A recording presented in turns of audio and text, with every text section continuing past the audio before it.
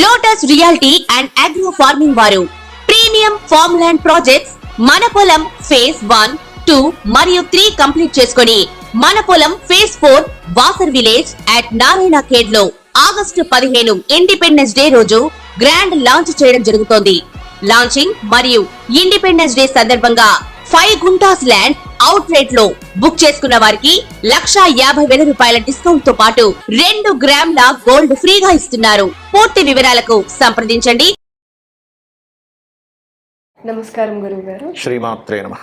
ఇప్పుడు అసలు సర్పదోషాలు అంటే ఏంటి గురువు? ఇప్పుడు 12 రాసుల వారికి సర్పదోషాలు ఎలా ఎఫెక్ట్ చేస్తాయి? తప్పకుండా అమ్మా. ఫస్ట్ ఆఫ్ ఆల్ ఏంటంటే ఈ సర్పదోషము అనేటువంటిది ఏదైతే ఉందో ఇది పర్టికులర్గా కొన్ని గ్రహాల యొక్క కాంబినేషన్స్ వల్ల ఏర్పడతాయి.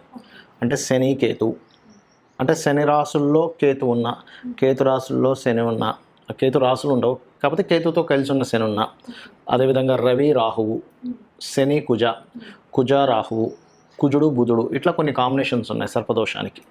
అవి ఒక్కొక్క లగ్నాన్ని బట్టి, ఒక్కొక్క రాశిని బట్టి, అండ్ అలాగే మనకి లగ్నం నుంచి ఉండేటువంటి భావాన్ని బట్టి, వాళ్ళకు ఉండే పోర్ట్ఫోలియోని బట్టి అది ఎఫెక్ట్ ఇస్తూ ఉంటుంది. బట్ జనరల్ సర్పదోషం ఉంటుంది. అంటే మేషంలో కానీ వృశ్చికంలో కానీ రాహు ఉన్న, లేకపోతే కుంభ మరియు అదేవిధంగా మకర రాశుల్లో కేతు ఉన్న, అదేవిధంగా శని రాహువారు శని వెళ్ళి మనకి రాహు శని కలిసి ఉండి సింహరాశుల్లో ఉన్న, ఇది ఒక రకమైనటువంటి సర్పదోషం ఇస్తుంది. ఇది 12 లగ్నాల వాళ్ళకి ఆ 12 రాశుల వారికి డిఫరెంట్గా ఇస్తుంది దీని ఫలితం అనేటువంటిది. ఇప్పుడు వృషభ రాశి వారికి లేదా వృషభ లగ్నం వారికి ఈ సర్పదోషం తగిలితే ఎలా ఉంటుంది, దాని పరిహారాలు ఏంటో వివరించి. తప్పకుండా అమ్మా. మొట్టమొదటిగా వృషభ లగ్నం నుంచే తీసుకోండి. లగ్నం తెలియని వారు రాశి నుంచి తీసుకోవచ్చు. ఈ లగ్నం వారికి సర్పదోషం మేష లేదా వృశ్చిక రాశిలో రాహు ఉన్నప్పుడు ఎక్కువగా తగులుతూ ఉంటుంది. దానికి ఏం చూసుకోవాలి వీళ్ళు పర్టికులర్గా అంటే, ఒకవేళ అక్కడ రాహు ఉన్నాడు అంటే 7 and 12th హౌస్, 7th హౌస్లో ఉన్నాడు అనుకోండి, వీళ్ళు వివాహం చేసుకునే విషయంలో తగు నిర్ణయాలు కరెక్ట్గా తీసుకోవాలి. అంటే జీవిత భాగస్వామిని ఎంపిక చేసుకునే విషయంలో ఇది సరిగ్గా చూడకపోతే ఏమవుతుందంటే వీళ్ళ లైఫ్ అంతా కూడా సరైన పార్ట్నర్ రాకపోవడం. ఇది సప్తమంలో ఉంటే అది కూడా అందరికీ కాదు. అందుకని ఈ జాగ్రత్త తీసుకుంటే వివాహానికి ముందే కొంచెం ఈ నాగప్రతిష్ఠ చేసిన దగ్గర అభిషేకం చేయడము, లలితా సహస్రనామాల్లో ఓం శ్రీ మనకి వివాహం అవ్వడానికి ఒక మంత్రం ఉంటుంది, కామేశబద్ధ మాంగళ్య సూత్ర శోభిత కందరాయ నమః. అది చేసుకోవడం ద్వారా ఈ మంత్రశక్తి అమ్మవారి అనుగ్రహం వల్ల లైఫ్ పార్ట్నర్ వల్ల వచ్చే ఇబ్బంది రాకుండా ఉంటుంది. మీరు అది స్త్రీ కావచ్చు, పురుషుడు కావచ్చు. అదేవిధంగా వృషభ లగ్నానికి 12లో ఏర్పడింది అనుకోండి అమ్మ, కుజరాహువులు కలిసి, అప్పుడు ఏమవుతుంటుంది అంటే కుజరాశిలో రాహు ఉన్నప్పుడు ఇన్వెస్ట్మెంట్స్ చేసే విషయంలో కొంత జాగ్రత్తగా ఉండాలి. అది విదేశీ యోగాన్ని ఇస్తుంది, that is different thing. But investment చేసే విషయంలోనే ఆఫ్టర్ మ్యారేజ్ తర్వాత చూపిస్తుంది దాని ఎఫెక్ట్ అనేది. అంటే మ్యారేజ్కి ముందు ఒకలాగా ఉన్నారండి, కొంతమంది లవ్ మ్యారేజ్ కూడా చేసుకుంటారు. చూడండి ఏమంటారు, మ్యారేజ్కి ముందు ఇలా అనుకోలేదు కానీ మ్యారేజ్ అయిన తర్వాత గొడవలు అవుతున్నాయి. అంటే ఫస్ట్ మరి ఇన్ని నెలలు ఇన్ని సంవత్సరాల పరిచయం ఉన్నప్పుడు మరి బయటపడలేదా వీళ్ళు ఒకరికొకరు అంటే, అదే మరి జాతకం అంటే 12th హౌస్ వాళ్ళకి అప్పటి నుంచి యాక్టివ్ అవ్వడం స్టార్ట్ అవుతుంది. అక్కడ మిస్అండర్స్టాండింగ్స్ రావడము, వాళ్ళు ఒకరికొకరు మరో ఒక రకంగా అనుకుని ఇట్లాంటివి ఏర్పడుతూ ఉంటాయి. అలాంటప్పుడు ఏమిటి అని చెప్పి చూసుకున్నట్లయితే పర్టికులర్గా ఇక్కడ వీరు చేయవలసినటువంటిది కామేశబద్ధ మాంగళ్య సూత్ర శోభిత కందరాయ నమః అని అనుకుంటూ, ముఖ్యంగా శనివారం కానీ మంగళవారం కానీ నాగప్రతిష్ఠ చేసిన దగ్గరికి వెళ్ళి అక్కడ ఏదైనా సేవ చేయడం, అభిషేకం చేసుకోవడం మంచిది. మరి కొంతమందికి వృషభ లగ్నం వారికి 3లో అంటే చంద్రరాశుల్లో సర్పదోషం ఏర్పడుతుంది, అక్కడ రాహు ఉంటాడు. అలాంటప్పుడు ఏమవుతుందంటే వీళ్ళు తెలియకుండానే కొంతమందికి ఏదైనా మధ్యవర్తిత్వంగా ఉండే అగ్రిమెంట్ చేయడం వల్ల, లేకపోతే అనవసరమైన భయాల వల్ల, లేకపోతే బ్రీతింగ్ రిలేటెడ్ ఇష్యూస్ వల్ల ఏర్పడుతూ ఉంటుంది ఆ సర్పదోషం. అలాంటప్పుడు ఏం చేయాలి అంటే సింపుల్గా పుష్కరాలు జరుగుతుంటాయి, పుష్కరాల దగ్గరికి వెళ్ళి కాస్త పుష్కర స్నానం చేయడం కానీ, అదేవిధంగా మరొక విషయం ఏంటంటే దీంతోపాటు మీడియేటింగ్ చేసే విషయాల్లోని మరియు కొంత తల్లితో ఇబ్బంది జరుగుతుంటుంది అట్లాంటి టైంలో, అదొకటి చూసుకోవాలి. దీనికి ఏమిటి అంటే మనస్విని అనే మహామంత్రం. అలాగే 4వ స్థానంలో సర్పదోషం ఏర్పడింది అంటే వృషభ లగ్నం వారికి సింహరాశిలో రాహు ఉన్నాడు, లేకపోతే రాహు శని కలిసి ఉన్నారు. అలాంటప్పుడు వీళ్ళకి సర్పదోషం ఏ రూపంలో వస్తుంది అంటే వీళ్ళు ఏదైనా ప్రాపర్టీ కొనడం, ఆ ప్రాపర్టీకి సరైన డాక్యుమెంట్స్ లేవు, లేకపోతే అదంతా ఫేక్ డాక్యుమెంట్స్తో మీకు అమ్మారు అనేటువంటిది ఉంటుంది. కాబట్టి ఈ పర్టికులర్ అంశంలో వీళ్ళు జాగ్రత్త వహించాలి. అయితే వీళ్ళకి ఇక్కడ పాజిటివ్ ఏమిటి అంటే ఒక్కొక్కసారి వీళ్ళకి ఈ కాంబినేషన్ ఉన్నప్పుడు విదేశాల్లో మళ్ళీ ప్రాపర్టీస్ కొనడానికి యోగ్యం ఇస్తుంది ఇది, అది పర్టికులర్గా చూసుకోవాలి. మరి 9th హౌస్లో కేతు ఉండి సర్పదోషం ఏర్పడింది అనుకోండి, ఉన్నత విద్యలకు సంబంధించిన విషయంలో రెండు విషయాలు ఇక్కడ ఉన్నత విద్యల్లో ఏమిటంటే పర్టికులర్గా ఇక్కడ మీకు చూడండి ఆధ్యాత్మికమైన విద్యలు కొన్ని ఉంటాయి, స్పిరిచువల్ రిలేటెడ్, అట్లాంటి వాటి వల్ల మంచి జరుగుతుంది. కానీ నార్మల్గా జనరల్గా చేసేటువంటి హైయర్ ఎడ్యుకేషన్ విషయంలో కొంత డిస్టర్బెన్స్ వస్తుంది. అలాంటప్పుడు శుద్ధ విద్యాంకురాకార ద్విజపంతి ద్వయోజ్వలాయ నమః అనే నామస్మరణ బ్రహ్మాండంగా పనిచేస్తుంది. అదే దశమంలో ఉన్నాడు కేతువు, అప్పుడు కొంచెం ఎంబీఏ చేసేటువంటి వారికి అంటే బిజినెస్ మేనేజ్మెంట్ సంబంధించిన కోర్సెస్లో కానీ అటువంటి వాటి ద్వారా ఉద్యోగాలు పొందాం అనుకునేటప్పుడు మాత్రం ఇబ్బంది వేస్తుంది సర్పదోషం. ఇలా ఒక్కొక్క లగ్నం నుంచి మళ్ళీ వేరే వేరే గ్రహాల స్థానాలను బట్టి కూడా మారుతూ ఉంటుంది. అది చూసుకొని ఈ యొక్క మంత్ర సాధన చేయడము, చక్కగా గజేంద్ర మోక్ష ఘట్టం చదువుకోవడము, ఇట్లాంటి వాటి వల్ల కూడా మనకి చాలా మటుకు ఆపదలు అనేటువంటి తొలగుతాయి. గురువు గారు, ఇప్పుడు అసలు జాతకాలు లేని వారికి సర్పదోషం ఉంది అని ఎలా సిమ్టమ్స్ తెలుస్తాయి? ఇప్పుడు ఒకవేళ సిమ్టమ్స్ తెలిస్తే దాన్ని మనం ఎలా పరిహారం చేసుకోవచ్చు? చాలా మంచి ప్రశ్న వేశారమ్మా. ఇది తెలియక చాలా మంది ఇబ్బంది పడుతూ ఉంటారు. అయ్యో నాకు జాతకం లేదు, నేను ఎలా తెలుసుకోవాలని. చాలా ఈజీగా తెలుసుకోవచ్చు. దాన్ని చాలా ఈజీగా మనం క్లియర్ చేసుకోవచ్చు, మన లైఫ్ని హ్యాపీగా చేసుకోవచ్చు. అది ఎలాగో చెప్తాను చూడండి.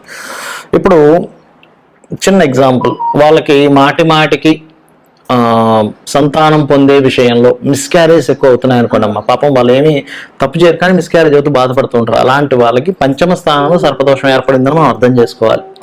అలాంటప్పుడు పెద్దగా భయపడకుండా దత్తాత్రేయుడి మంత్రం ఉంటుంది, జయ గురుదత్త శ్రీ గురుదత్త కానీ లేకపోతే దిగంబర శ్రీ పాదవల్లభ దిగంబర అని కానీ చేసుకున్న సర్పదోషం పోతుంది. అంటే వాళ్ళు అర్థం చేసుకోవాలి, ఓహో నాకు పంచమంలో సర్పదోషం ఉన్నట్టుంది.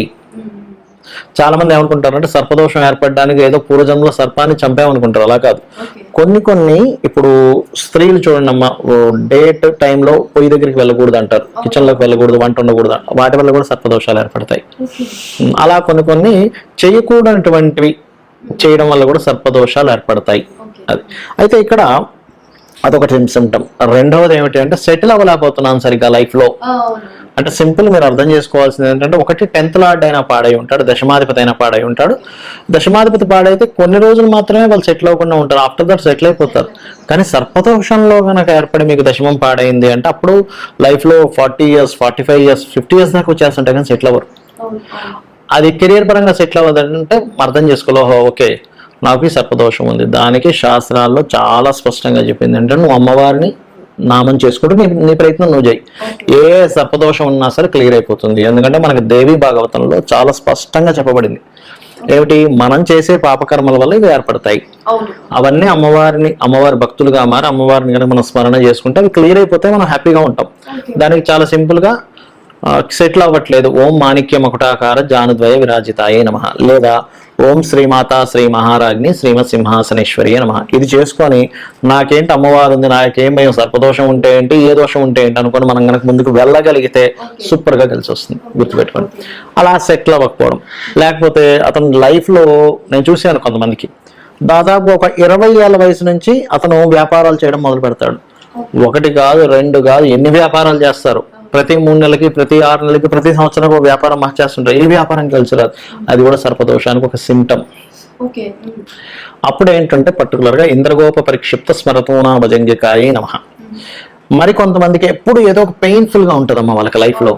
ఎప్పుడు చిన్నప్పటి నుంచి నాకు ఎప్పుడు ఏదో బాధేనండి అంటూ ఉంటారు. అలాంటప్పుడు ఏమిటంటే ఓం మధుసూదనాయే నమః అనుకోవాలి. మీరు గమనించవచ్చు, ఎవరికైనా బాగా పెయిన్ఫుల్గా ఉందండి నా లైఫ్లో ఎప్పుడు అనుకున్నప్పుడు వాళ్ళు నేను చెప్పాలి, ఏమంటే మీరు మధుసూదనాయ నమః అనుకోండి అనగానే తెలియకుండానే వాళ్ళకి ఆనందం వస్తుందమ్మా.